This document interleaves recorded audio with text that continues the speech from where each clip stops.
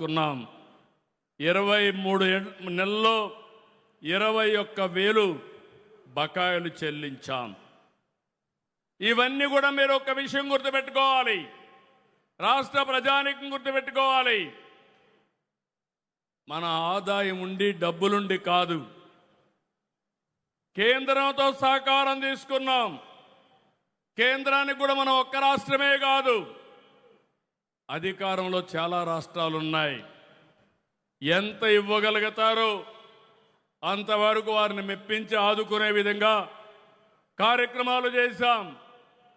మన ఆదాయాన్ని పెంచుకోవడానికి ప్రయత్నం చేశాం.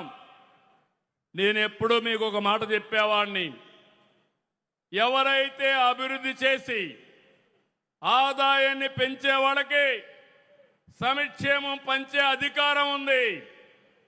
అప్పులు చేసే వ్యక్తి, తాకట్టు పెట్టే వ్యక్తికి సంక్షేమం గురించి మాట్లాడే అర్హత లేదని మరొకసారి ఈ సభలో చెప్తున్నాను. గడిచిన ప్రభుత్వంలో ఆస్తులు తాకట్టు పెట్టారు. ఎంఆర్ఓ ఆఫీసు, అదే మారిగా హాస్పిటల్ తాకట్టు పెట్టడం, కడాన మద్యాన్ని తాకట్టు పెట్టి వచ్చే ఆదాయాన్ని కూడా అప్పు తీసుకురావడం. ఎక్కడికక్కడ రాష్ట్రాన్ని తాకట్టు పెట్టిన వాళ్ళు ఈరోజు రాష్ట్రాన్ని గురించి మాట్లాడే అర్హత ఉందా తమ్ముళ్ళు అని మిమ్మల్ని అడుగుతున్నా. ఇక్కడతో ఆగలేదు. పోయిన సంవత్సరం అప్పుడు ప్రభుత్వం 3 రాజధానుల పేరుతో 3 ముక్కలాటాడి ప్రజల్లో చిచ్చు పెట్టే ప్రయత్నం చేశారు. ఈరోజు గర్వంగా చెప్తున్నా, 3 రాజధానులు కాదు, 3 ప్రాంతాలని విశాఖపట్నం, అమరావతి, తిరుపతి కేంద్రంగా అన్ని జిల్లాలు అభివృద్ధి చేసే బాధ్యత ఈ ఎన్డీఏ ప్రభుత్వానిది. అన్ని నియోజకవర్గాలు చేస్తాం. 175 ఎంఎస్ఎంఈ పార్కులు పెట్టాం.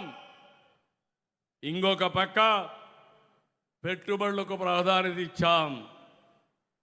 ఒకప్పుడు పెట్టుబడిదారులు పారిపోయారు, రాష్ట్రానికి రామని శపథం చేశారు. మళ్ళా నమ్మకాన్ని కల్పించాం. ఎక్కడికక్కడ మీరు చూస్తే ఈరోజు రాష్ట్రంలో భూమి కానీ, నీళ్లు కానీ, అనుమతులు కానీ అన్నీ కూడా ఇచ్చి మనం సకాలంలో చేశాం. కేంద్రం కూడా సహకరించింది.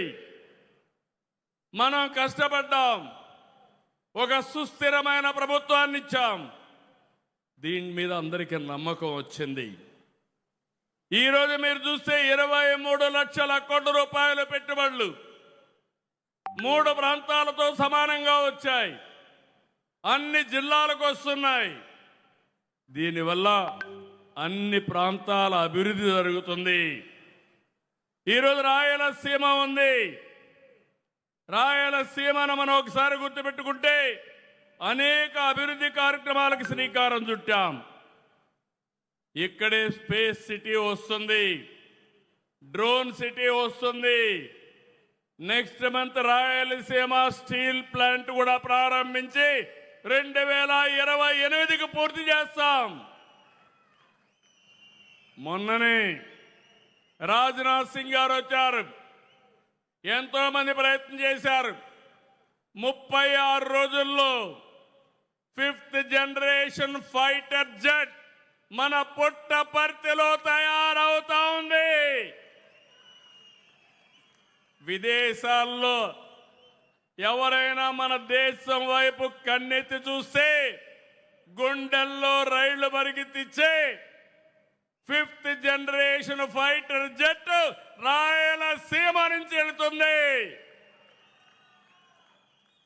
అది మన శక్తి. ఎన్ని రోజులు? 36 రోజులు. ఏంటి విధానం? మనం ఇచ్చిన ల్యాండ్ కానీ, నీళ్లు కానీ, గవర్నమెంట్ ఆఫ్ ఇండియాని మెప్పించడం కానీ, ప్రైవేటు వ్యక్తులను కూడా మెప్పించాం. ఇక్కడే నేను చిన్నప్పుడు తిరిగేవాడిని బుల్లెట్లో తిరుపతిలో.